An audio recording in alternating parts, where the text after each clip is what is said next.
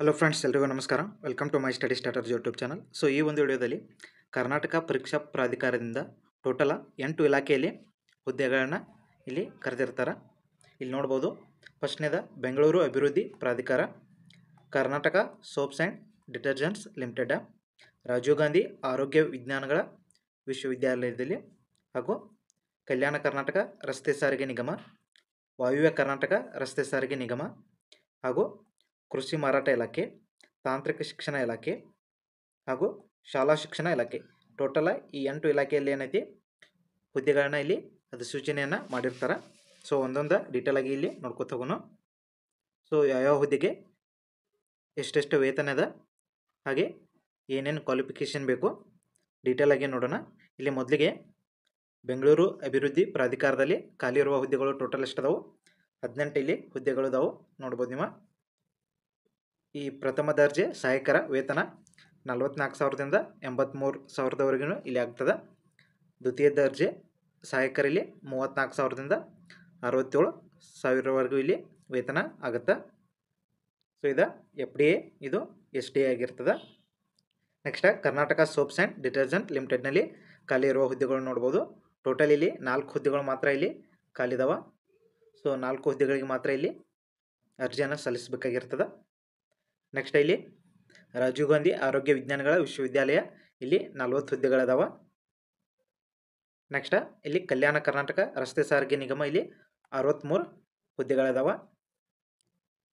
Next ಇಲ್ಲಿ ವಾಯುವ್ಯ ಕರ್ನಾಟಕ ರಸ್ತೆ ಸಾರಿಗೆ ಸಂಸ್ಥೆಯಲ್ಲಿ ಇಲ್ಲಿ 19 ಹುದ್ದೆಗಳು ಖಾಲಿದಾವೆ. ನೆಕ್ಸ್ಟ್ ಕೃಷಿ ಮಾರಾಟ ಇಲಾಖೆಯಲ್ಲಿ ಇಲ್ಲಿ 180 ಹುದ್ದೆಗಳಿಗೆ ಇಲ್ಲಿ ಎಕ್ಸಾಮ್ಗೆ ಇಲ್ಲಿ ಕರೆದಿದ್ದಾರೆ. ನೆಕ್ಸ್ಟ್ ತಾಂತ್ರಿಕ ಶಿಕ್ಷಣ ಇಲಾಖೆಯಲ್ಲಿ 50 ಹುದ್ದೆಗಳು ಇಲ್ಲಿದಾವೆ. ನೆಕ್ಸ್ಟ್ ಶಾಲಾ ಶಿಕ್ಷಣ ಇಲಾಖೆಯಲ್ಲಿ 10 ಹುದ್ದೆಗಳ ಇಲ್ಲಿ ಕಾಲ್ಫಾರ್ಮನ್ನು ಮಾಡಿರ್ತಾರೆ. ಸೊ ನೆಕ್ಸ್ಟ್ ಇಲ್ಲಿ ಹುದ್ದೆಗಳಿಗೆ ಬೇಕಾಗಿರುವಂಥ ಕ್ವಾಲಿಫಿಕೇಷನನ್ನು ನೋಡೋಣ. ಮೊದಲಿಗೆ ಇಲ್ಲಿ ಪ್ರಥಮ ದರ್ಜೆ ಸಹಾಯಕರಿಗೆ ಏನೈತಿ, ಇಲ್ಲಿ ಯಾವುದಾದ್ರೂ ಒಂದು ಇಲ್ಲಿ ನಿಮ್ಮ ಪದವಿ ಆಗಿರಬೇಕು.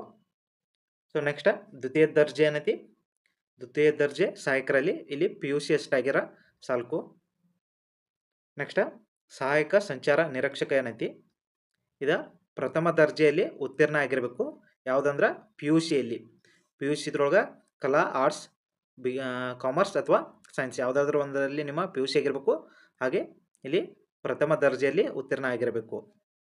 ನೆಕ್ಸ್ಟ್ ಇಲ್ಲಿ ನಿರ್ವಾಹಕ ಈ ಹುದ್ದೆಗೆ ಏನೈತಿ, ಇದಕ್ಕೂ ಕೂಡ PUC ಆಗಿರಬೇಕು. ಹಾಗೆ ಇಲ್ಲಿ ನಿಮ್ಮ ಮೋಟಾರು ವಾಹನ ಕಂಡಕ್ಟರ್ ಪರವಾನಗಿ ಇರಬೇಕು. ಬ್ಯಾಡ್ಜನ್ನು ಕೂಡ ಇಲ್ಲಿ ಹೊಂದಿರಬೇಕು. ನೆಕ್ಸ್ಟ್ ಇಲ್ಲಿ ಅಭ್ಯರ್ಥಿಯ ಕನಿಷ್ಠ 160 ಸೆಂಟಿಮೀಟರ್ ಇರಬೇಕು, ಪುರುಷ ಅಭ್ಯರ್ಥಿ. ಮಹಿಳಾ ಅಭ್ಯರ್ಥಿ ಏನೈತಿ ಇಲ್ಲಿ 150 ಸೆಂಟಿಮೀಟರ್ ಎತ್ತರವನ್ನು ಇಲ್ಲಿ ಹೊಂದಿರಬೇಕು. ನೆಕ್ಸ್ಟ್ ಸಹಾಯಕ ಲೆಕ್ಕಿಗೆ ಏನೈತಿ, ಇಲ್ಲಿ ವಿಶ್ವವಿದ್ಯಾಲಯದಿಂದ ವಾಣಿಜ್ಯ ಶಾಸ್ತ್ರ ಅಂದ್ರೆ BComದಲ್ಲಿ 3 ವರ್ಷಗಳ ಕಾಲ ಪದವಿಯನ್ನು ಇಲ್ಲಿ ಪಡೆದಿರಬೇಕು. ಹಾಗೆ ಕಂಪ್ಯೂಟರ್ ಜ್ಞಾನ ಕೂಡ ಇಲ್ಲಿ ಅವಶ್ಯಕ ಅಂತ ಹೇಳಿದ್ದಾರೆ. ನೆಕ್ಸ್ಟ್ ಕಿರಿಯ ಅಧಿಕಾರಿ QAD ಇಲ್ಲಿ MSc ಕೆಮಿಸ್ಟ್ರಿ ಆಗಿರಬೇಕು. ನೆಕ್ಸ್ಟ್ ಕಿರಿಯ ಅಧಿಕಾರಿ ಇಲ್ಲಿ ಉತ್ಪಾದನೆ ಮತ್ತು ನಿರ್ವಹಣೆಯಲ್ಲಿ ಏನೈತಿ BA ಆಗಿರಬೇಕು ಅಥವಾ BTech ಆಗಿರಬೇಕು. ಯಾವುದ್ರೊಳಗಂದ್ರೆ ಕೆಮಿಕಲ್ಲ, ಮೆಕ್ಯಾನಿಕಲ್ಲ, ಎಲೆಕ್ಟ್ರಿಕಲ್ಲ, ಇಲ್ಲಿ ಯಾವುದಾದ್ರೂ ಒಂದು, ಅಥವಾ ಇಲ್ಲಿ MSc ಕೆಮಿಸ್ಟ್ರಿ ಆಗಿರಬೇಕು.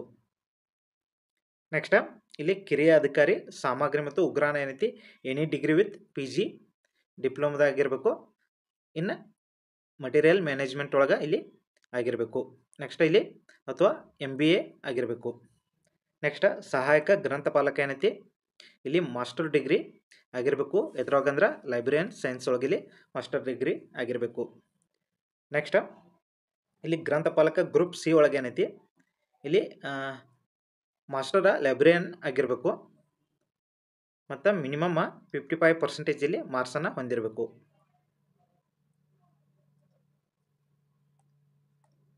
ನೆಕ್ಸ್ಟ್ ಜೂನಿಯರ್ ಪ್ರೋಗ್ರಾಮರ್ ಇಲ್ಲಿ MC ಆಗಿರಬೇಕು. ನೆಕ್ಸ್ಟ್ ಸಹಾಯಕ ಇಂಜಿನಿಯರ್ ಇಲ್ಲಿ ಬ್ಯಾಚುಲರ್ ಡಿಗ್ರಿ ಆಫ್ ಇಂಜಿನಿಯರಿಂಗ್ ಆಗಿರಬೇಕು. ನೆಕ್ಸ್ಟ್ ಇಲ್ಲಿ ಸಹಾಯಕ ಅಭಿಯಂತರ ಇಂಜಿನಿಯರ್ ಇಲ್ಲಿ ಸಿವಿಲನ್ನು BE ಸಿವಿಲ್ ಇರಬೇಕು. ಹಾಗೆ ಇಲ್ಲಿಯೂ ಕೂಡ ಡಿಪ್ಲೊಮೊ ಸಿವಿಲ್ ಇರಬೇಕು. ನೆಕ್ಸ್ಟ್ ಮಾರುಕಟ್ಟೆ ಮೇಲ್ವಿಚಾರಕರು ಇಲ್ಲಿ BSc ಇನ್ ಅಗ್ರಿಕಲ್ಚರ್ ಮಾರ್ಕೆಟಿಂಗ್ ಇಲ್ಲಿ ಆಗಿರಬೇಕು. ನೆಕ್ಸ್ಟ್ ಇಲ್ಲಿ ಸಹಾಯಕ ಸಂಚಾರ ನಿರೀಕ್ಷಕ ಒಳಗೆ ಪುರುಷ ಅಭ್ಯರ್ಥಿ 163 ಅದ. ಹೈಟ ಮಹಿಳಾ 153 ಅದ. ಇಲ್ಲಿ ಮಿನಿಮಮ್ 55 kg ಇರಬೇಕು. ಇಲ್ಲಿ ಮಿನಿಮಮ್ 50 kg ತೂಕವನ್ನು ಹೊಂದಿರಬೇಕು. ನೆಕ್ಸ್ಟ್ ಇಲ್ಲಿ ವಯೋಮಿತಿ ಸಡಿಲಿಕೆಯನ್ನು ಕೊಟ್ಟಿದ್ದಾರೆ. ಸೊ ಗರಿಷ್ಠ ವಯೋಮಿತಿ 3 ವರ್ಷಗಳ ಇಲ್ಲಿ ಸಡಿಲಿಕೆಯನ್ನು ನೀಡಲಾಗಿದೆ ಅಂತಲೂ ಇಲ್ಲಿ ಕೊಟ್ಟಿರ್ತಾರೆ. ಸೊ ಇಲ್ಲಿ ಸಾಮಾನ್ಯ ಅಭ್ಯರ್ಥಿಗಳಿಗೆ ಇಲ್ಲಿ 38 ವರ್ಷಗಳ ಕಾಲದ. ನೆಕ್ಸ್ಟ್ ಪ್ರವರ್ಗ 2A 2B 3A 3B ಅಭ್ಯರ್ಥಿಗಳಿಗೆ 41 ವರ್ಷಗಳ ಕಾಲ ಇಲ್ಲಿ ವಯೋಮಿತಿ ಸಡಿಲಿಕೆ ಅದ. ನೆಕ್ಸ್ಟ್ ಪರಿಶಿಷ್ಟ ಜಾತಿ ಪರಿಶಿಷ್ಟ ಪಂಗಡ ಪ್ರವರ್ಗ ಎ ಇಲ್ಲಿ 43 ವರ್ಷದೊಳಗೆ ಇಲ್ಲಿ ನಿಮ್ಮ ಗರಿಷ್ಠ ವಯೋಮಿತಿ ಅದ. ನೆಕ್ಸ್ಟ್ ಇನ್ನಿತರ ಇಲ್ಲಿ ಸೂಚನೆಗಳನ್ನು ಕೊಟ್ಟಿದ್ದಾರೆ. ನಿಮ್ಮ ಏಜ್ ರಿಲೇಟೆಡ್ ನೀವು ನೋಡ್ಕೋಬೋದು. ನೆಕ್ಸ್ಟ್ ಇಲ್ಲಿ ಅರ್ಜಿ ಸಲ್ಲಿಸುವ ಆರಂಭಿಕ ದಿನಾಂಕವನ್ನು ನೋಡ್ಬೋದು. 8/10/2025 ಅಂದ್ರೆ ಈಗ 2 ದಿನ ಆಯ್ತು ಸ್ಟಾರ್ಟ್ ಆಗಿದೆ ಇದು. ನೆಕ್ಸ್ಟ್ ಆನ್ಲೈನ್ ಮುಖಾಂತರ ಅರ್ಜಿ ಸಲ್ಲಿಸಿದ ಕೊನೆಯ ದಿನಾಂಕ ನೋಡ್ಬೋದು 31/10/2025. ಸೊ ಇದೇನಾಗೈತಿ, ಇದು ನಾನ್ ಎಚ್ ಕೆದವ್ರಿಗೆ ಅದ. ಸೊ ಎಚ್ ಕೆದವ್ರಿಗೆ ಡೇಟಾ ಇನ್ನೂ ಜಾಸ್ತಿ ಅದ, ಅವ್ರು ನೋಡ್ಕೋಬೋದು. ಶುಲ್ಕ ಪಾವತಿ ಮಾಡಲು ಕೊನೆಯ ದಿನಾಂಕ ಇಲ್ಲಿ 1/11/2025 ಸಂಜೆ 4 ಗಂಟೆವರೆಗೂ ಇಲ್ಲಿ ಶುಲ್ಕ ಪಾವತಿ ಮಾಡಲು ನಿಮ್ಗೆ ಟೈಮಿಂಗ್ ಅದ. ನೆಕ್ಸ್ಟ್ ಇಲ್ಲಿ ಆನ್ಲೈನ್ ಮುಖಾಂತರ ಶುಲ್ಕ ಪಾವತಿ ಎಷ್ಟದ ನೋಡ್ಬೋದು ನೀವು. ಸಾಮಾನ್ಯ ಅರ್ಹತೆ ಮತ್ತು ಇತರೆ ಪ್ರವರ್ಗದವ್ರಿಗೆ ಏನೈತಿ ಇಲ್ಲಿ 2A 2B 3A 3Bದವ್ರಿಗೆ 750 ರೂಪಾಯಿ ಇಲ್ಲಿ ಅದ. ನೆಕ್ಸ್ಟ್ SC ST ಹಾಗೂ ಕೆಟಗರಿ 1 ಮಾಜಿ ಸೈನಿಕ ತೃತೀಯ ಲಿಂಗ ಅಭ್ಯರ್ಥಿಗಳಿಗೆ 500 ಅದ.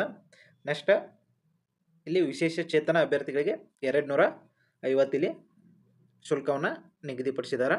ನೆಕ್ಸ್ಟ್ ಇಲ್ಲಿ ಪಾವತಿಸಿದ ಶುಲ್ಕವನ್ನು ಹಿಂದಿರುಗಿಸೋದು ಆಗೋದಿಲ್ಲ ಅಂತಲೂ ಕೊಟ್ಟಿರ್ತಾರೆ, ಇದನ್ನು ನೋಡ್ಕೋಬೋದು. ಸೊ ಒಮ್ಮೆ ಪೇ ಮಾಡಿದ್ರೆ ಹೊಳೆ ಬರೋದಿಲ್ಲ ಅಮೌಂಟ್. ಸೊ ಇಲ್ಲಿ ನೆಕ್ಸ್ಟ್ ಈ ಪರೀಕ್ಷಾ ವಿಧಾನವನ್ನು ನೀವು ನೋಡ್ಬೋದು. ಸೊ ಇಲ್ಲಿ ಸಪ್ರೇಟ್ ಪೇಪರ್ಗಳು ಇರ್ತಾವೆ. ಸೊ ಯಾವ ಒಂದು ಹುದ್ದೆಗೆ ನೀವು ಅಪ್ಲೈ ಮಾಡ್ತೀರಿ ಆ ಹುದ್ದೆಯ ಸಿಲೆಬಸ್ಸನ್ನು ಇಲ್ಲಿ ನೋಡ್ಬೋದು ಮತ್ತು ಎಷ್ಟು ಪೇಪರ್ ಇರ್ತಾವೆ ಅನ್ನೋದನ್ನು ಕೂಡ ನೋಡ್ಬೋದು. ಸೊ ಇಲ್ಲಿ ಈ ಪ್ರಥಮ ದರ್ಜೆ ಹಾಗೂ ಸಹಾಯಕ ಗ್ರಂಥಪಾಲಕ, ಸಹಾಯಕ ಲೆಕ್ಕಿಗ, ಕಿರಿಯ ಅಧಿಕಾರಿ, ಗ್ರಂಥಪಾಲಕ, ಕಿರಿಯ ಅಭಿಯಂತರಿಗೆ ಇವೆಲ್ಲ ಗ್ರೂಪ್ ಸಿ ಹುದ್ದೆಗಳಿಗೆ ಏನೈತಿ ಈ ಪೇಪರ್ 1 ಮತ್ತು ಪೇಪರ್ 2 2 ಪೇಪರ್ ಇರ್ತಾವೆ. ನೆಕ್ಸ್ಟ್ ಇಲ್ಲಿ ಪೇಪರ್ 1 ಒಳಗೆ ಇಲ್ಲಿ ಸಿಲೆಬಸನ್ನು ನೋಡ್ಬೋದು ಏನೇನು ಕೊಟ್ಟಿದ್ದಾರೆ ಅಂತ. ಸೊ ಇದು 2 ಗಂಟೆ ಅವಧಿಯ ಪೇಪರ್ ಇರ್ತದೆ, 100 ಅಂಕಗಳಿಗೆ ಇದು ಇರ್ತದೆ. ನೆಕ್ಸ್ಟ್ ಇಲ್ಲಿ ಪೇಪರ್ 2 ಏನೈತಿ ಇದು ಸಾಮಾನ್ಯ ಕನ್ನಡ, ಸಾಮಾನ್ಯ ಇಂಗ್ಲೀಷ್ ಹಾಗೂ ಕಂಪ್ಯೂಟರ್ ಆಧಾರಿತ 100 ಪ್ರಶ್ನೆಗಳ 2 ಗಂಟೆ ಅವಧಿಯ ಪೇಪರ್ ಇರ್ತದೆ. ನೆಕ್ಸ್ಟ್ ಇಲ್ಲಿ ಕಿರಿಯ ಅಧಿಕಾರಿ ಇಲ್ಲಿ ಸ್ಪೆಸಿಫಿಕ್ ಪೇಪರನ್ನು ನೋಡ್ಬೋದು. ಇವು 4 ಸ್ಪೆಸಿಫಿಕ್ ಪೇಪರ್ ಇಲ್ಲಿ 4 ಟೋಟಲ್ ಇವು 4 ಟಾಪಿಕ್ದಿಂದ 100 ಪ್ರಶ್ನೆಗಳು ಇಲ್ಲಿ ಬರ್ತಾವೆ, 2 ಗಂಟೆ ಅವಧಿ ಇರ್ತದೆ. ನೆಕ್ಸ್ಟ್ ಅದೇ ರೀತಿ ಇಲ್ಲಿ ಉತ್ಪಾದನೆ ಮತ್ತು ನಿರ್ವಹಣೆಯಲ್ಲೂ ಕೂಡ ನೋಡ್ಬೋದು ಸ್ಪೆಸಿಫಿಕ್ ಪೇಪರನ್ನು. ನೆಕ್ಸ್ಟ್ ಇಲ್ಲಿ ದ್ವಿತೀಯ ದರ್ಜೆ ಸಹಾಯಕರ ಏನೈತಿ ಇಲ್ಲಿಯೂ ಪೇಪರ್ 1 ಪೇಪರ್ 2 ಇಲ್ಲಿ ಬರ್ತದೆ. ಇಲ್ಲಿಯೂ ಕೂಡ 100 ಅಂಕಗಳ 2 ಅವಧಿಗೆ ಎಕ್ಸಾಮ್ ಇರ್ತದೆ. ನೆಕ್ಸ್ಟ್ ಇಲ್ಲಿ ಪೇಪರ್ 2 ಏನೈತಿ ಇದು ಕೂಡ 100 ಅಂಕಗಳ 2 ಗಂಟೆ ಅವಧಿಗೆ ಇಲ್ಲಿ ಎಕ್ಸಾಮ್ ಇರ್ತದೆ. ನೆಕ್ಸ್ಟ್ ಇಲ್ಲಿ ಋಣಾತ್ಮಕ ಮೌಲ್ಯ ಕೂಡ ಇರ್ತದೆ. ಪ್ರತಿಯೊಂದು ಪ್ರಶ್ನೆಗೆ 4 ಪರ್ಯಾಯ ಉತ್ತರಗಳಿದ್ದು ಅಭ್ಯರ್ಥಿಯು ಯಾವುದಾದ್ರು ಒಂದು ಸರಿ ಉತ್ತರ ಮಾತ್ರ ಆಯ್ಕೆ ಮಾಡತಕ್ಕದ್ದು. ಪ್ರತಿ ತಪ್ಪು ಉತ್ತರಕ್ಕೆ 4ನೇ 1 ಅಂಶದಷ್ಟು ಇಲ್ಲಿ ಅಂಕ ಕಳೆಯಲಾಗುವುದು ಅಂತಲೂ ಇಲ್ಲಿ ಕೊಟ್ಟಿರ್ತಾರೆ. ನೆಕ್ಸ್ಟ್ ಇಲ್ಲಿ ಪ್ರಶ್ನೆಗೆ ಏನೈತಿ 4 ಪರ್ಯಾಯ ಉತ್ತರಗಳು ಇಲ್ಲಿ ಇರ್ತಾವೆ. ಸೊ 4 ಪರ್ಯಾಯ ಉತ್ತರಗಳು ಇಲ್ಲಿ ಇರ್ತಾವೆ, ಬಟ್ ಇಲ್ಲಿ 5ನೇ ಆಯ್ಕೆ ಒಂದು ಕೊಟ್ಟಿರ್ತಾರೆ. ಸೊ ಇದನ್ನು ಗಮನದಲ್ಲಿಡಬೇಕು. 5ನೇ ಆಯ್ಕೆ ಯಾಕೆ ಕೊಟ್ಟಿರ್ತಾರೆ ಅಂದ್ರೆ ನಿಮ್ಗೆ ಆನ್ಸರ್ ಗೊತ್ತಿಲ್ಲ ಅಂದ್ರೆ 5ನೇ ಆಯ್ಕೆನಲ್ಲಿ ನೀವು ಫಿಲ್ ಮಾಡಿ ಬರಬೇಕು. ಒಂದು ವೇಳೆ ನೀವು ಹಾಗೆ ಬಿಟ್ರೆ ಅಂದ್ರೆ ಅದನ್ನು ಇಲ್ಲಿ 1/4 ಅಂಕಗಳಿಗೆ ಕಡಿತಗೊಳಿಸಲಾಗುವುದು ಅಂತಲೂ ಹೇಳಿದ್ದಾರೆ. ಅಂದರೆ ನೀವು ಕೊಟ್ಟಿರುವ ಪ್ರಶ್ನೆಗಳಿಗಂತ ಎಲ್ಲಕ್ಕೂ ಆಯ್ಕೆ ಮಾಡಿ ಬರಬೇಕು. ನಿಮ್ಗೆ ಆನ್ಸರ್ ಗೊತ್ತಿಲ್ಲ ಅಂದ್ರೂ 5ನೇ ಆಪ್ಷನ್ ನೀವು ಇಲ್ಲಿ ಆಯ್ಕೆಯನ್ನು ಮಾಡಿ ಬರಬೇಕು. ನೆಕ್ಸ್ಟ್ ಇಲ್ಲಿ ಈ ವಾಯುವ್ಯ ಕರ್ನಾಟಕ ನಿಗಮ ಸಾರಿಗೆ ಇದೆ ಹಾಗೂ ಕಲ್ಯಾಣ ಕರ್ನಾಟಕ ರಸ್ತೆ ಸಾರಿಗೆ ನಿಗಮ ಇವೆರಡೂ ಇಲಾಖೆ ಕಡೆಯಿಂದ ಏನು ಹುದ್ದೆಗಳಿದಾವೆ. ಇದರಲ್ಲಿ 75% ಏನೈತಿ ಇಲ್ಲಿ ನಿಮ್ಮ ಎಕ್ಸಾಮ್ನಲ್ಲಿ ಪಡೆದಿರುವ ಅಂಕಗಳ ಆಧಾರಿತ ಇರ್ತದೆ. ನೆಕ್ಸ್ಟ್ 25% ಏನೈತಿ ನಿಮ್ಮ ವಿದ್ಯಾರ್ಥಿ ಅಂದ್ರೆ PUC ಮೇಲಿನ PUCಯಲ್ಲಿ ಎಷ್ಟು ತೊಗೊಂಡಿರ್ತಿರಲ್ಲ ಆ ಥರ 25% ಇಲ್ಲಿ ಅಂಕಗಳ ಆಧಾರಿತ ಇಲ್ಲಿ ಎರಡನ್ನು ಕೂಡಿಸಿ ಇಲ್ಲಿ ಆಯ್ಕೆಯನ್ನು ಮಾಡಲಾಗ್ತದೆ. ಸೊ ಇಲ್ಲಿ ಮೀಸಲಾತಿ ಪ್ರಮಾಣ ಪತ್ರಗಳು, ಸೊ ಮಾಜಿ ಸೈನಿಕ ಯಾರಿದ್ದಾರೆ ಅವ್ರು ನೋಡ್ಕೋಬೋದು, ಸೂಚನೆಗಳಿದಾವೆ ಇಲ್ಲಿ. ನೆಕ್ಸ್ಟ್ ಸೊ ಗ್ರಾಮೀಣ ಅಭ್ಯರ್ಥಿಯ ನೋಡ್ಕೋಬೋದು, ಕನ್ನಡ ಮಾಧ್ಯಮ, ವಿಶೇಷಚೇತನ ಅಭ್ಯರ್ಥಿ ಹಾಗೂ ತೃತೀಯ ಲಿಂಗ ಅಭ್ಯರ್ಥಿಗಳು, ಯೋಜನೆಗಳಿಂದ ನಿರಾಶ್ರಿತ ಅಭ್ಯರ್ಥಿಗಳು,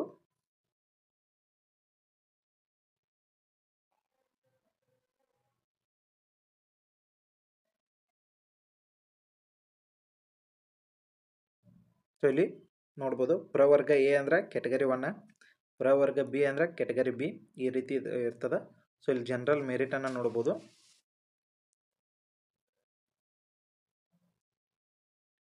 ವಿವಿಧ ಇಲಾಖೆಗಳ ಟೋಟಲ್ 708 ಹುದ್ದೆಗಳಿಗೆ ಏನೈತಿ, ಸೊ ಇವ ಎಕ್ಸಾಮ್ ಏನೈತಿ ಜನವರಿ ಅಥವಾ ಡಿಸೆಂಬರ್ನಲ್ಲಿ ನಡೆಯುವ ಸಾಧ್ಯತೆ ಇದೆ ಅಂತ ಇಲ್ಲಿ ಹೇಳಿದಾರ, ನೋಡ್ಕೋಬಹುದು ನೀವು. ಸೊ ಇದನ್ನು ಎಕ್ಸ್ ಖಾತೆಯಲ್ಲಿ KE ಕಡೆಯಿಂದ ಟ್ವಿಟ್ ಮಾಡಲಾಗಿರ್ತದೆ. ಸೊ ಯೂಟ್ಯೂಬ್ ಚಾನಲ್ನಲ್ಲಿ ಕೂಡ ಇದರ ಬಗ್ಗೆ ವಿವರವನ್ನು ಕೊಟ್ಟಿದ್ದಾರೆ. ಸೊ ಅದನ್ನು ಕೂಡ ನೀವು ನೋಡ್ಕೋಬಹುದು.